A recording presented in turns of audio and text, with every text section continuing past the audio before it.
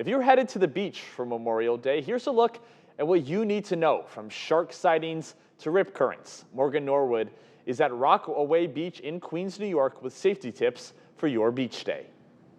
With millions of Americans beachbound this Memorial Day weekend, this morning, experts urging beachgoers to keep an eye out for sharks. It comes after several recent sightings near Cape Cod, Massachusetts.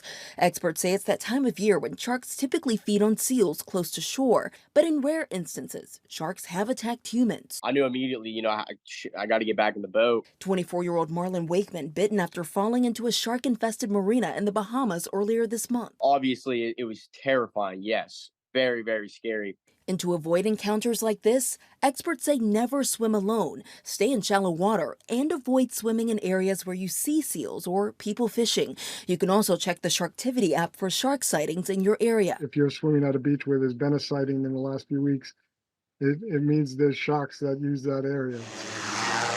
New York deploying high-tech drones to spot sharks in the water and swimmers in distress, with one of the biggest contributors being rip currents, like the one that exhausted this teen in Florida this week. I yelled for him to swim to me, and his response was, "I can't, I don't have enough energy." And while this teen and those 3 rescuers made it out of the water okay, safety experts warn attempting a water rescue is harder than you think. Do not go in if you're not a trained professional, because there's a lot of factors that happen. Is that you're in that turbulent wave. Another thing that, you might encounter is that person panicking and they're just clawing at you and climbing on you. So how do you spot a rip current? Well, you want to look for where the waves aren't breaking. Those calm-looking areas, those are rip currents. Promise me you guys will never get in where you see an area like that. And if you're caught in one, the key here is do not panic or swim against the current, as our Matt Gutman demonstrated in 2022.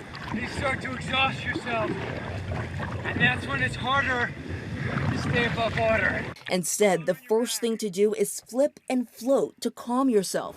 Then swim parallel to shore until you feel that current stop pulling. Then swim at an angle back to dry land. And if you can't get out, just float on your back and signal for help.